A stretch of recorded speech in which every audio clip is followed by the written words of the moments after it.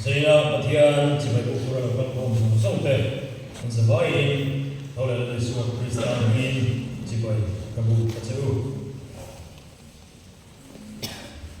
Pathian Ye Kanin Kong Dan Tulaniang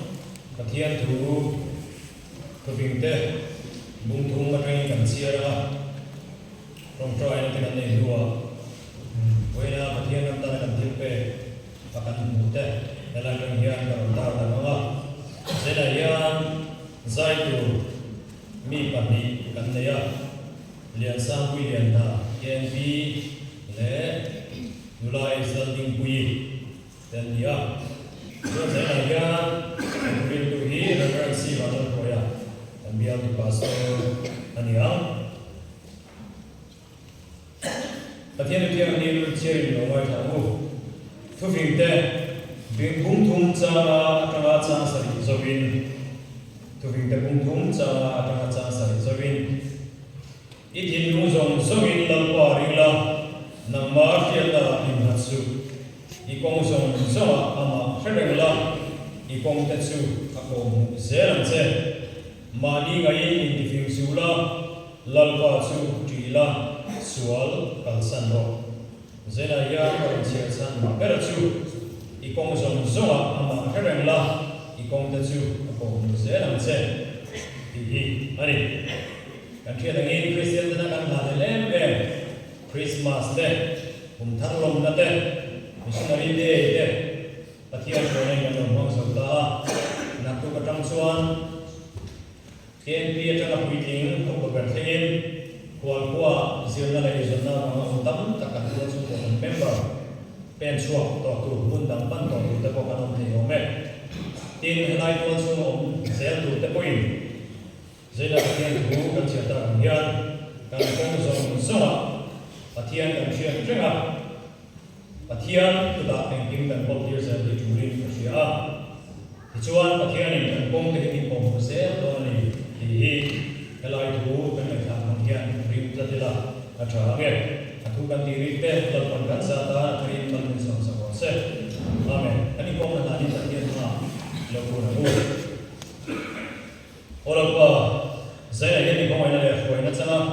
Orang hau ni zat, ni dia pun dia orang kau kita kawin long tu kan kerja. Saya dia ifak lah mountain ni siang terlela.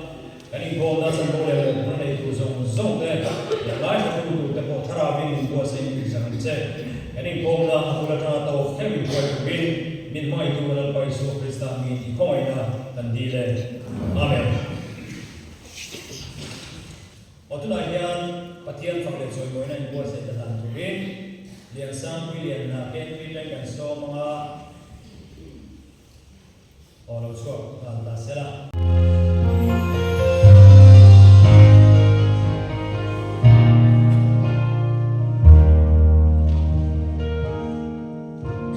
Hãy subscribe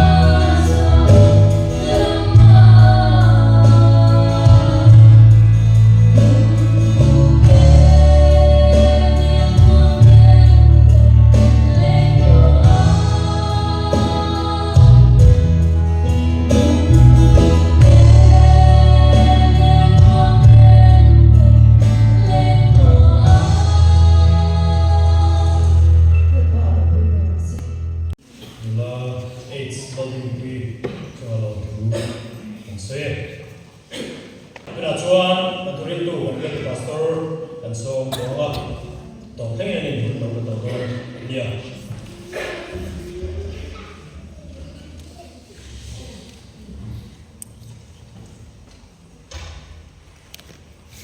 mình sẽ đi là Thiam không phải đó cái gì mình chọn để một phần hỗ trợ Thiam khi mà nằm ở dưới bụng đó cũng sẽ rất mấy cho nên để thấy lộ để anh ấy khó cáiตัวกันกว้างน้อยมันจะต้องการเรียนรู้เสียลงไม่ยากสายมันสว่างคริสต์มีจิตใจกันผู้เวรเจ้านี่ประเทศผู้เราเชียร์ชุนชนกีฬาฟิลิปปินส์เลยก็ต้องอาคารบุ้งทุ่มจางเบียจังอินง่ายช้าอังพลาตะคานฟิลิปปินส์บุ้งทุ่มจางบีจังอินทุยเด็กการในจางส่งกรุเต็มไปค่ะอันดูไล่จุนยาอันเชียร์ไปโดนอีกคนเรื่องจางกันดีไล่อันเชียร์โดนในโลกไล่ทางผู้ไล่โผล่เทสติโมนีโผล่มาเทสติโมนีอาศัยน้ำพุยหมดตะคานโลกไล่ทางดูเพยละเกี่ยวกับที่สัจงาริมนักเทกันไม่สิ้นมีดังเร่กินที่สัจงาริมนักชันเนียอยู่ตัวจวนอีกอีกตัวเทสวลนี่ดิเรียนเนียเสพตันอิสราเอลทามีเบนจามินเชียมีเฮบรายเปลกาเฮบรายเปียงกันดานนมาจวนฟาริสายกันชัดเต็มไปนมาจวนโอฟันโฮอินดาตูกันนี่เฮลัยโอลจงกำฮีมิชิงละมาจังจวนอาวัชโฮเมนโอละกันกันนี่โอละเฮจงกำอาวัชลุลายเอ็นดูขานยังไม่รู้จูที่สลามอันนี้นะอาคาเฮลัยเป็นโอละเฮียรอนสวยชั่วเวลาต้องเอาไว้นี่ดานวัดเดลนั่นละมาจวนสวยเสียโฮกันนี่นิมาเซละกตาโลมันกุระเกียงเตจูจุคริสต์บาลิจานะกันวัตตาอันนี้ตักเต็มไว้แต่วันป่าคริสต์อิสุอาเขียนลงวิธีเสียบาลินที่เล่นกินโปจานะกันวัตตานี่อามาบาลินที่จงสมกัจจานเล็กจุนงเนียเล็กกันงายคริสต์กันเป็นตัวเล็กมานีเปลนะดานเปลนะจูในระเบียนคริสต์ในระหว่างเปลนะริมอาวานะปัทเทียนนะเปลนะจูในโซกินอามาผมกะโลนิเทนะตุเรียนส่งปฏิคันนันเสียยังมุโตเร่งยินดีกันในระฟ้าฟังกิโตเร่งยินดีพวกกันเหตุโลคริสต์มีมันชันจูกับมันที่ดับโลโมดีอินเอามินก็อุโซกันนี่อุลามเอรูมันไปง่ายเลยทำไมเราจะเห็นที่ปกติกันที่ชีนุ่งละมันที่อมจะชุดนี่ละมาละมันที่อมจะชุดบันคริสต์อิสวาปฏิญาณจุลังกุชันโลมันดูลินยังจินลังจุกับปัญจาละนี่แข่งขันไม่เสร็จละทุกอย่างทีมกันเสียจุลปันกันสาธาบัลสงเซอาเมนไอ้กุมินกุมคาร์กันมันสมบูรณ์ยังเรื่องรู้จักกันโตชันเลยกันเดียร์สู้โตชันชันเดียร์ก็กุจ่าอันสวยกุมคาร์กุจ่ากันอันเดียร์เล็บจีข้าเรื่องรู้จักนั้นเวลาระวังไปเบลเงียอันสวยที่เราชอบที่สันนิษฐานกันในตัวเรื่องว่าชวนวิจิตรลำพันธ์ผู้ที่เห็นร้ายก็ต้องมีเลขาออกมาวิจิตรลำกันปันมันตัวสักสังเกตพวกเรื่องชวนเราเป็นสุดมายาจะสันนิษฐานชวนลายโบราณเทศที่คนนี้อาศัยนักมวยมองตาที่อันปฏิญาณผู้หันในตัวเขาวัดมีเสลติยากันบวชใส่ตาจูนีกันดูไล่กันทุดูไล่มาขัดติงตาหน้าตากันบวชจูคริสต์อิสวาปฏิญาณจุลังโอชันโลมันดูริเตียงจินลังจุกปัญจาละนี่ ilai ni na Thiam chim lam pan tra nu a hi sa ni na kan Ngaihnawm ta kan poi mo tak chu ni a e kum khar sa mi som ni panga kan kai cho kum kul kan tran chowa March April nialo lang sa wal lumanga misa hian minem huai le mayam ti te ru ru o mani chu wan chuan tra ti sa na hi a rawani e hi sa ni na hem kan sian ata ko kan ru chu ni a ti sa nun be tra i fan nun hi a raw kan ti lai khani hi zani na poi kan ru ru wa ko sela poi ni ka sia a ti chuan polan helai hian mishinga ani na le adin kun te po kan nei sa kha pola trong kam ye bachal lai ne ta chuan e ti thei po ni mai chu pola hian ani na le helai hian a testimony a fia le so na tu rin ti sa ani na te po kha aron sei chua ani pola chan chin senior meeting kumina kan sir do na Ngaihnawm khop to ni ka sia a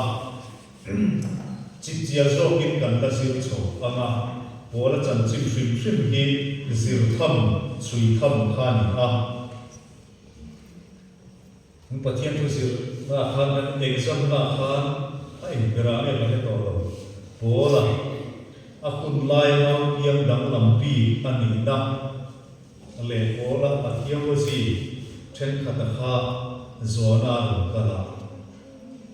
soi tu tam khop zel ma ya pola chan chin ni ba hi chuan a ping tre a pian le mo na chun cha ma hian soi kai na pola kha ki kia rama tar sa tua pia na ni ti kan sia a ti chuan e ni paru atanga e ni som ka ve bora piang bi ngai ani a pola hi chuan a ping chun chang tua ko kha sola ile pola ki akan muwa kan pathian soi tu chen ka hian tu ma sola ami thina kha Damascus dai experience tang kha Damascus dai la ti swap tang kha pola ti lo ita ya enge motia raw de le ka soi kan e soi te ko kan mo thi en tu fil tu de zima hian amai ro chu Thiam kha ani chuang lo pola hian pin pa hi kha le ni mai sola ile pola kha pin ania sola kha ol sam zong hian soi ta ina e a hebrai pin ila hebrai hian ania tha tu tangin hebrai mi ania sola ki kha kun laya nau hian tena pola kun laya ki kun laya yang khan pin an war e ma khani Mizo pia ko ping ware en bi kan le lai ye om ki ta tian kan kun lai ma yem ti khan so la ti kha an ware e ma chu a hebrai ping khan soi da mai la to so in ka ta ri ko khan soi tu ro ve wan mai saul ti hebrai tong atanga ero kal khan ya om zia chu dil emo dil sa tina em khan ya ichuan pakhat le kan pola ti kham awm le pola kha latin tum Paulus ni le Paulos Greek tonga ron kal khani om sia chu te e motlom tina khan mayani chu kun lai asirin pola hian a pin kha a hebrai pin le ichuan ol sam zong azin tai pin pola ti khani ani ning pani ani ya tin ma su hian dual citizen kan ti citizen pani pola hian ani ya midang lam bi le biro bi ni na rio kha ani su mani romi ni na rom citizen ko ha pola hian ani ya tu chu akun lai bi tenan chuan e ma thin rom sur kharo wi wang lai kha ani a chu wangin romi ni na rom citizen nei te kha e an ro pi e le mai pola hian romi ni na kha nei tel ani tin chu mai ni lo vin apian na atangin tha tu te atangin Hebrai ni na oi mo tak mai kha ani ko pa tiang chuan po la hian hian le mo na tang kuin hian a koi zo in dang lam bi na mi pa ngai aya chung nun na riau kha ani ani ta ila ani ko me ta chuan ani ti sa chunga rin na ka thei ka ni ai ni ka ni mi dang re in ti sa chunga rin na ka chan ne ya ai ruwa chuan ke ka in ruwa le chu la ni aro in tinga ani ko la hian so yang ka chal lai so ma ka chuan a chal lai em ni ru ni a ta chuan ni rian ni ser tan Israel tha ami Benjamin chi yami Hebrai te la Hebrai piang ka ni ai tinga ani apiang le mu na changa chuan pura nei le isa a midang re chuan tu ne ya in tu chuan ke hi ka ni tu le so la ti ve ani ta chuan ta ko chu tu soi tu pui ta ba om ni rian ni se tan Hebrai ni na ti tak ne ya piang Hebrai ti sen atanga piang Israel tha ami Benjamin chi yami ai ti le ka ni Benjamin ka tu nge ni kan chiang ani Benjamin ka tu nge kan chiang Benjamin ka apian non kana nu kai ting nge om kan chiang apingi kan set tu ringa ta piro Poland ai chuan na le Benjamin minga tha tu te singa aron chal mat na hian ong sia ne yang ni ko kha ngai toila chu me rakili anu in atrin wala ati san Benjamin ka ni a rakili khan Joseph le Benjamin a hinga Jacob fa te singa ko kan soi ri la bang chuan Benjamin chi atangin Israel lal pasaber lal so la kha aron chua ka ni Benjamin ati senatangin Israel lal pasaber lal so la kha aron chua ka Poland henaya Benjamin chi yami dia Benjamin ping aron chal mat na chan ko hian ong sia ne ya ani na ta ka chuan Israel lal pasaber Israel tha tu Benjamin isen atang piang kan ani na ka chuan in lal isen zom pui kan ti na tu kan ya chu wani na piang le mu na a ko kha tha tu ti atang regin midang chuan tu ne ai mai chuan bol hian ti kai mai chuan ni na ani chu ani na ti tak ka helai le kan so chuan ka da na ma chuan farisai kan apa ko farisai dia ichuan chapen ngai na ma chuan ko san ho tu da tu kania da ko fel na ma chuan sai sel bo kani sa ko na la ma in se fram ko la khani da ku Israel da kermei zom som ko kha Gamaliel ke bula seiya dinga khania Gamaliel ka pu lai Jerusalem sirti pro Rabbi anti ay sirti puchung nung Rabban anti taiki anpe khani Rabbi ay khan Gamaliel ni na zirti puchung chuang le zirti pro Puipuii taiki anpe kha Rabban ye chu Gamaliel yani chumi ke bula seilian dan wo fel na ko ma po sei sel bo in ngam ngat khan ne ko la hi anda kermei zom zo azir zo pai ni ba a zo fam kim dinan chu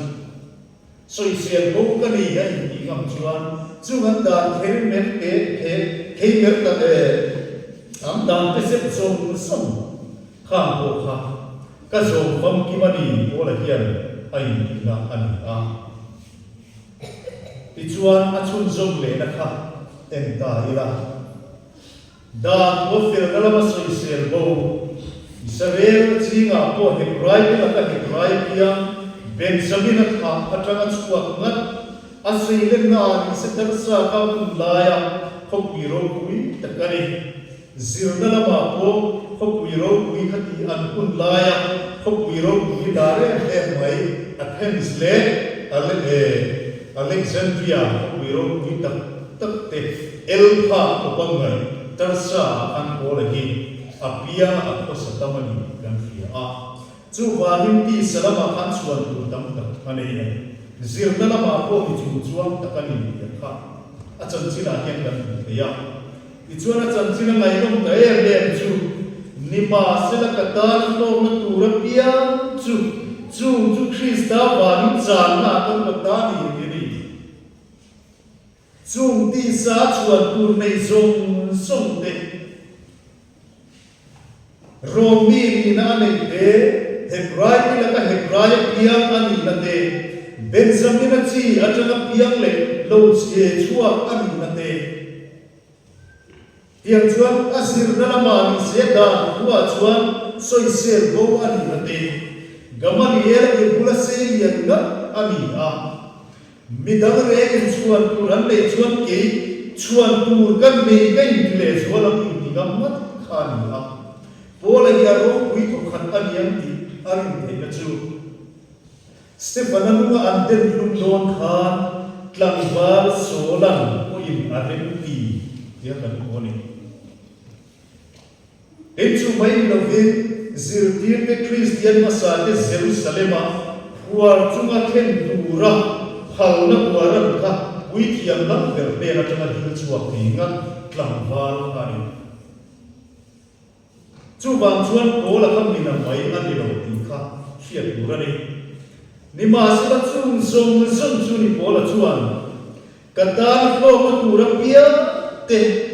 e ko ver dana aro pui ve na tur ala ve na tur mi te nan sia na tur le achung nun na tur zong ati kha Krista vangin chan na kan watani Krista vangin chung song chu amita me mai kalalwa Krista isua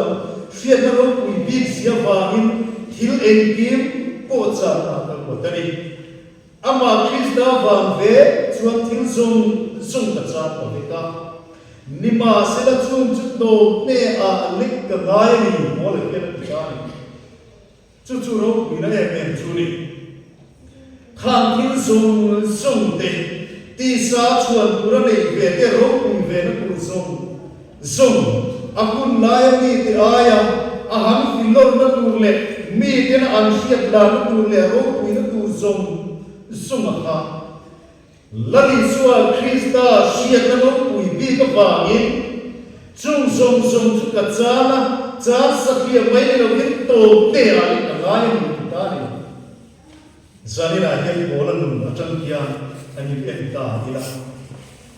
nang le te kai chuan soi tu kan nei lo via vintarin ka chen ko pa hian chuan tu le ai ruat chuan ke ruat le sual lam in tingam kan lo mel kan chen om ti hian het itak mai min ti ni chuan enge ke hi kan ni bi ka ti sakila po chu kan ni ya tiang chu kan ni ya chuan tu re nge ka nei lo ti kan le an ni mai chuan tu ne ai ngai ni chuan ke kai ngai le chuan am in thei ka no me pola ma han chung koi ve sak lam ni sanina kia kan si ma yen kan ko ma ngi le ro pola e ro chuan chu song chu ni a soi ka kau tua Krista Isua hian ro pui bi sia wangin chung chu cha na ka ruwa da to te a ri ka ngai ni ta a i chuan he kan an soi ta song te polan akal sana Krista wang he ya ti ni chuan pola ya varo pui to te lu en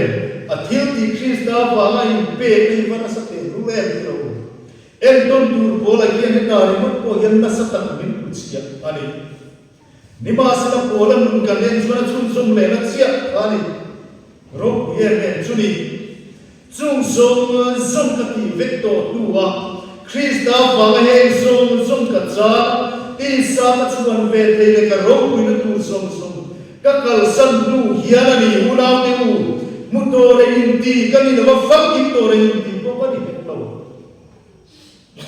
Krista mi man chan chu ka man thei da lo ma ti in a min ka zo ka ni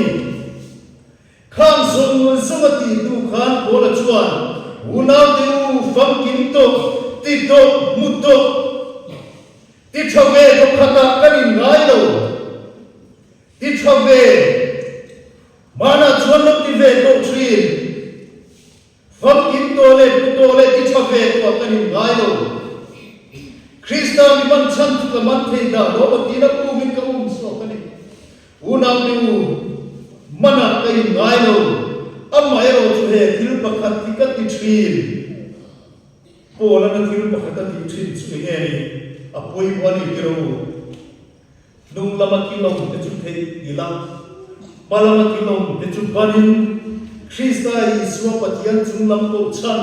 lo man tu rin tiam chin lam chu ka pan cha la ni avapoi mo te lu le ki ro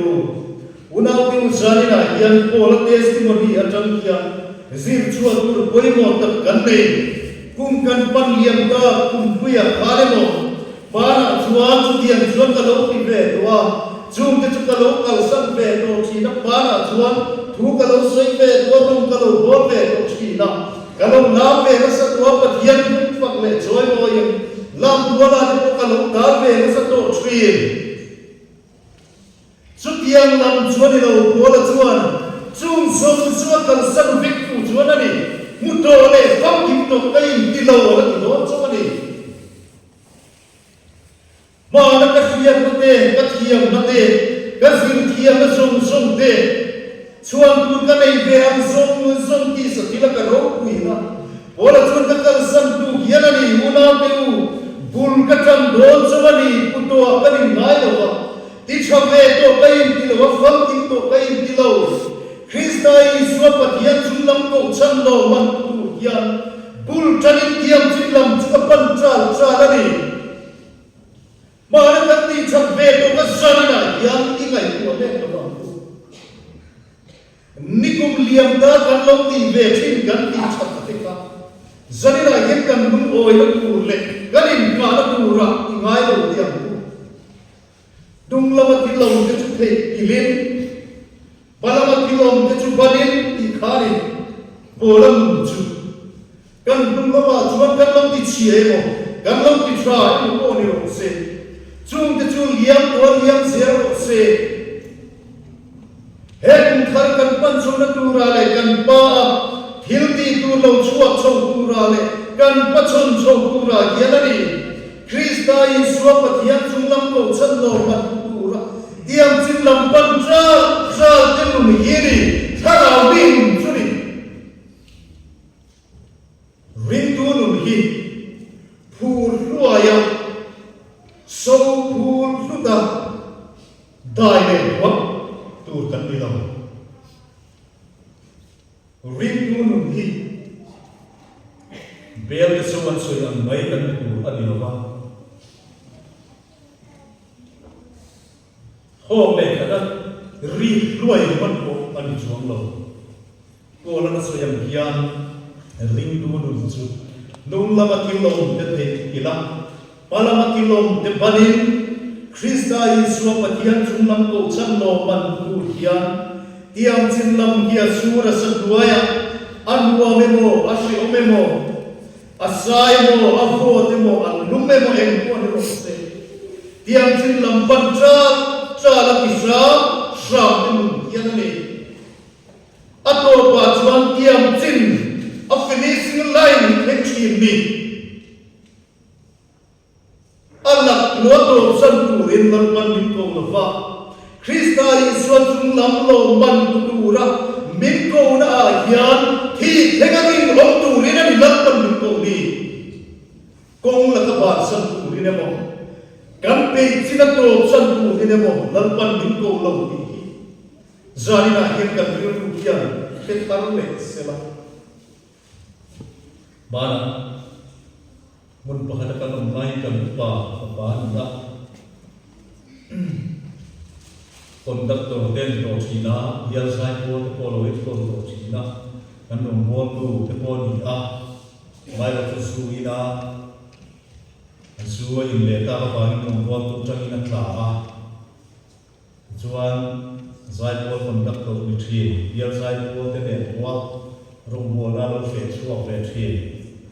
rong bol tu pulpit ya ta chama pathian soi thi la kha zuin a ei chi a le anun ka ko mai sa ko maya chu ke nan pui ye ema an fa pa nei chuna ni box si a ko ta chak to ba ma lai ka tan pui ni no ko wa nan kal nan le chou chu a lo ko re em mai ni zu ka lo ko ko maya cha ko we em mai ko ka em ba hen ngai lo sim maya ngei lo ti do ni tu rin ngei lo ka ti a yang chuan atharau chan kha chapo ka ti maya chapo we em mai ni chapo ta ka ni min wai chi thiam ko maya tong chatin re khan bara ti chuan tun pa athil ti chan ve ka sui ko ka ni chu tun pai zai bol conductor ka ni an dia zai bol ko ka lo ya rong bol ko kan lo chuak ve ko thi da rong bol ko ka ni thi tu na yan su ka yin ni mai ti yan ka ma chu wang chuan nang ni ai ko khen lo na le ka chan lo na on chuang lo ya ke to khan ve ya chan dam ka ni don tho ko tu na pen ti mai la ba kai wo na ti hian tan ke to pen ya mai o chu to ka ma khan ka ni din pe pe ta lo ba tu na ni din ku na hi chuan setana ki ko ini diabola ki ko ini hi ka ni dia ani tu paru bola te ka chuang in a chapo ye e mani chu ni singa thilo om thin le thilo the ya ni ya kan in thamwan thin na le kan thamwan pui thin te hi ba na kan lo ti that ve to thin te ba na kan lo la ve to thin te ba na thu kan lo soi ve chia to thin te ba na khoi molai ru bola kan lo fe chu to na thin te hi missing a chuan kan riu na chui le ta a chapo ya chu in thamwan da ne in pa na kan pang fo thin ti ro nima se la pola min sil tir na le pola kal khuma ero i chuan ani lo pola theology pola min sil tir na ero chuan ani lo pola mun nama testimony nge ni ama nge koina kong so em ila pola chuan a thi mi theng khana ni una tiu fam kim to le tu to ring kanilo damaska dayala ni suwa krista to ni a lali suan alalpan tiam chin lampan pura ko unya chang khan kola kian tungla ma hoile to mai ha krista i suwa ko chan lo pan mutur le puiting tu rin asura satwaya tan ina vuak na puaya tan ina le rin chunga ko ni se vuak le ti tu da le ti siom na waya on se tiam chin lam pari ko le chu a pen tral ni helum giri rin tu num tik tak chun phur ruwa yang da le du lam ani lo nia lo lam sa ni pui ki sa in ko mi kan cha lo kan pe lo chu chung puin bia kin yan thengila kan tharau dan yana lo so nge pe lo chung chunga bia kin kan pen po hi kan tharau dan yan so alo ni ta pe lo chung chunga pathian thu kan sira bible kan sira kan chung try hi kan tharau dan so an ta pe lo chung le cha lo chunga kan ti ra sam yanani pathian min ko chan ti fo ting tu ram palam panakan kal chimni ti ro chu vai sari na hian kan hun gal so le pura hian thamen ga takin tiam chin lam pancha la manam pancha la asio ma ko ni sela achu an win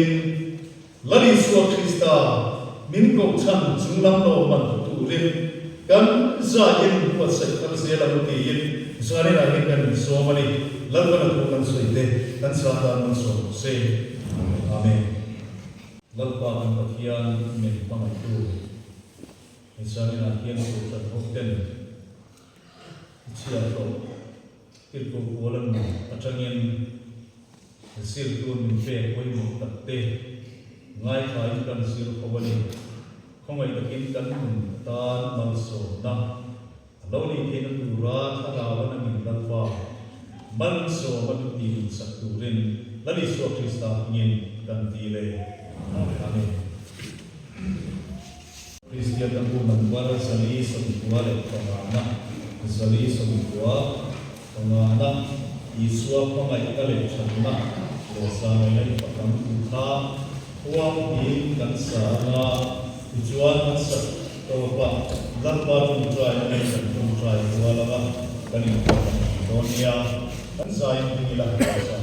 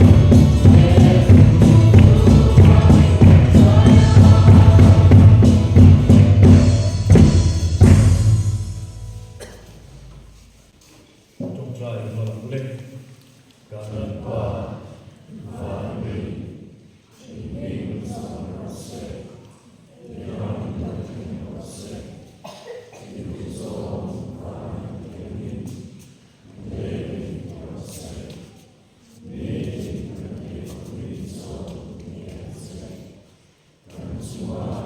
Chúa,